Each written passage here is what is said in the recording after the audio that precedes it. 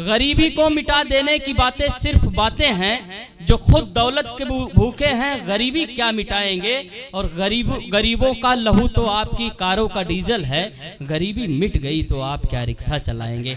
आइए, जो वर्तमान स्थितियां हैं, परिस्थितियां हैं, उस पे हमेशा अपनी कलम चलाते रहते हैं। आदर्श सिंह निखिल जी हमारे बीच में हैं। कभी आदम गोंडवी साहब ने कहा कि 100 में 70 आदमी फिलहाल जब नाशाद है, दिल पे रखकर हाथ कहिए मुल्क क्या आजाद है। कोठियों से मुल्क की संपन्नता मत आकिए, असली हिंदुस्तान तो फुटपाथ पर आबाद है। एक बार जोरदार तालियां बजाएं आदर्श सिंह निखिल जी के लिए। और सुशांत जी हमारे बीच में आए, आ गए, एक बार उनका भी जोरदार स्वागत हो। माँ वीणा पाणी को प्रणाम करता हूँ, आप सभी की पावन उपस्थिति को प्रणाम करता हूँ। यहाँ इस सभागार में देख रहा हूँ कि हर उम्र के लोग लगभग एक साथ बैठे हुए हैं, और ऐसा किसी कवि सम्मेलन, किसी साहित्यिक संगोष्ठी में ही संभव है, अन्यथा आज के युग में तो हमने जेन जी को बहुत दूर कर रखा है। हमने तो जनरेशन गैप को इतना बड़ा कर दिया है कि वो समुद्र की तरह खाई होता जा रहा है। यकीन मानिए, जब हमारे देश में हमारे किसी न्यायाधीश को जनरेशन गैप, पीढ़ी अंतराल के बारे में कोई टिप्पणी करनी पड़ जाए और उस टिप्पणी को लेकर एक आंदोलन खड़ा करने की साजिशें तैयार हो जाएं, तो आप ये समझिएगा कि कहीं न कहीं हमारी पीढ़ी और हमसे पहले वाली पीढ़ी से कुछ कमियां हुई कि हमने अपने बच्चों को अपने आप से इतना दूर कर दिया, उनके ऊपर एक लेबल, एक ठप्पा लगा दिया कि तुम जेन जी हो, तुम हमारे जैसे नहीं हो। जबकि हम भी वैसे ही थे। किशोरावस्था हमेशा क्रांतिकारी अवस्था होती है, क्रांति की अवस्था होती है। कौन किशोर है जो क्रांतिकारी नहीं रहा।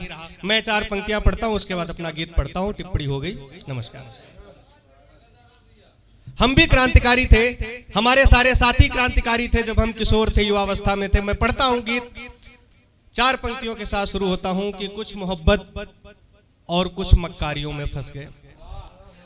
जो क्रांतिकारी थे मैं उनका बता रहा हूं, आपका भी यही हश्र होने वाला है, जिनको लोग जेन जी बोल के जबरदस्ती जो है एक टैग लगा रहे हैं। कुछ मोहब्बत और कुछ मक्कारियों में फंस गए, कुछ समय की बंदिशों दुश्वारियों में फंस गए। सरफरोशी की तमन्ना जिनके दिल में थी कभी, नौकरी व्यापार जिम्मेदारियों में फंस गए।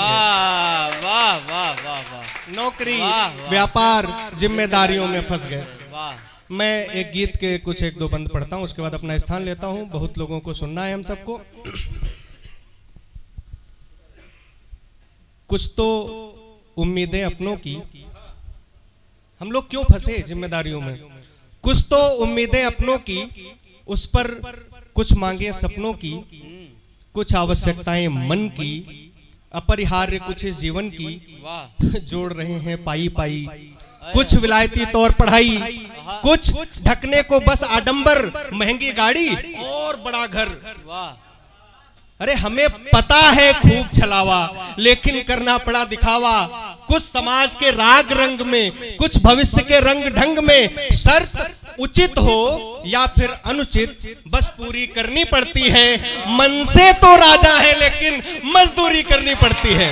मन से तो राजा है लेकिन मजदूरी करनी पड़ती है। क्या कहने, क्या कहने, क्या कहने। आए हाय हाय, वाह वाह वाह, फिर से वाह वाह वाह। मैं आपके सामने 37-38 साल का रिटायर्ड बेरोजगार आदमी खड़ा हूं। मैं बताता हूं कि दुनिया जो दिखती है और जो होती है उसके बीच क्या अंतर होता है।